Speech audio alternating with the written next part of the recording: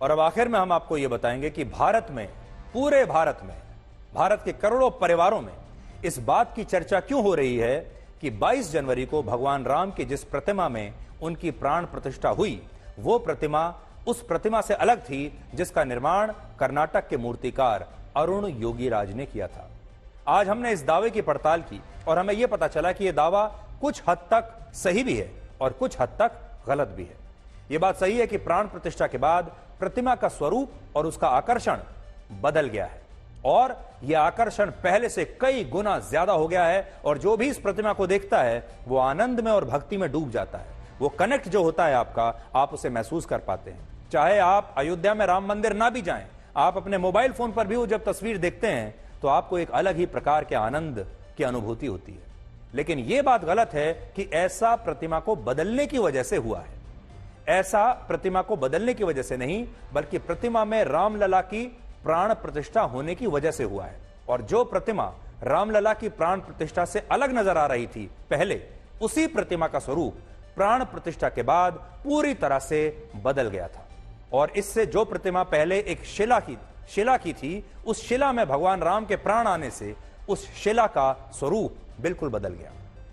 और यही वजह है कि उस दिन जिस किसी ने भी प्राण प्रतिष्ठा के बाद रामलला की उसी प्रतिमा को देखा और उनकी आंखों के दर्शन किए, उनके नेत्रों से दर्शन किए उनके नेत्रों के, तो यह प्रतिमा लोगों को जीवंत लग रही थी और लोगों की आंखों में रामलला की प्रतिमा को देखकर एक साथ आंसू आ गए थे। यह बात रामलला की प्रतिमा को तराशने वाले मूर्तिकार अरुण योगीराज ने भी कही है और उनका कहना है कि जब प्राण प्रतिष्ठा के बाद उन्होंने भगवान राम की प्रतिमा को देखा तो उन्हें यह विश्वास ही नहीं हुआ कि यह प्रतिमा उन्होंने ही बनाई है और यह वही प्रतिमा है जो उन्होंने बनाई थी। यानी प्राण प्रतिष्ठा से पहले वो प्रतिमा अलग दिखती थी और प्रतिष्ठा के बाद वो प्रतिमा अलग ही दिखने लगी। स्वामी तुलसीदास जी ने 500 साल से भी ज्यादा पहले लिखा, श्री रामचंद्र कृपालु भजुमन हरण भव भय दारुणम नव कंज लोचन कंज मुख कर कंज पद कंजारुणम। आगे उन्होंने लिखा कि मम हृदय कंज निवास कुरु कामा दिखल दल गंजनम।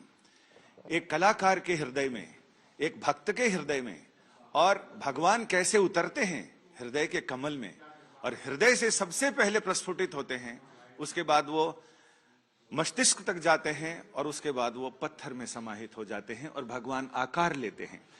जिनके हृदय में सबसे पहले भगवान राम की ये छवि, मनोहर छवि पहले उतरी, उनके हाथों से होती हुई वो प्रस्तर में समाई और भगवान राम का आकार लिया। अरुण योगीराज जी हमारे साथ हैं और इनसे हम बात करते हैं। ये जो पंक्ति है, मम हृदय कंज निवास, आपके हृदय में रामलला उतरे, कैसे उतरे, इसके बारे में हमारे दर्शकों को बताइए। सबको धन्यवाद। जय श्री राम। जय श्री राम। पहला हमको इस काम के लिए चुना गया था, वो बहुत बड़ी जिम्मेदारी था हमारा पूरा देश के लिए। लल्ला को दर्शन करवाना बहुत बड़ी काम दिया गया था। इसके लिए हम बहुत बोल सकते हैं 7 महीने से इसके बारे में चिंता रहा। पूरा दिन रात हम इसी के बारे में सोचते थे, देश को दर्शन कैसे करवाएंगे। और हमारे इसके साथ भी हम पूरा कोशिश किया है और जानकारी ले लिया हमने 5 साल के बच्चों का फीचर्स में क्या क्या दे सकते हैं, और शिल्प शास्त्र के अनुगुण भी होना है और 5 साल का बच्चा भी होना है। 5 साल के बच्चों के अंदर राम भी ढूंढना है हमको। ये बच्चा नॉर्मल बच्चे रियलिस्टिक काम से जैसा नहीं है, हमको इसके अंदर राम को ढूंढना था। सो ये सोते सोते हम शुरू किया पूरा ये हमारा ये राम के साथ हमारा जर्नी बोल सकते हैं हम। सो हम 7 महीने से यही सोचा, देश को दर्शन के साथ कोई माता पिता गांव से आने वालों को दर्शन दे देंगे, दर्शन से खुशी मिले। So just I want them to भगवान आशीर्वाद। आप इतने कॉन्फिडेंट हैं, आपने मतलब हजारों चेहरों को आकार दिया है और स्वयं भगवान को आकार दिया है। कई लोग हैं गॉड्स एडवोकेट हैं, जैसे कि पाराशरण जी हैं और या विष्णु शंकर जैन है, हरिशंकर जैन है।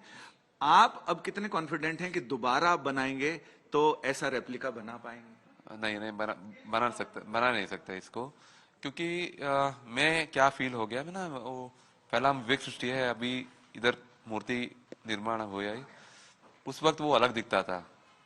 बाद में अंदर जाने के वक्त मेरे को ऐसा महसूस हो गया ये अपना वो नहीं है जो पैलेस आपने बनाया। पैलेस के अंदर बच्चा रहा है, उस वक्त में हम लेके अंदर जा रहा था, वो ऐसा फील हो रहा था मेरे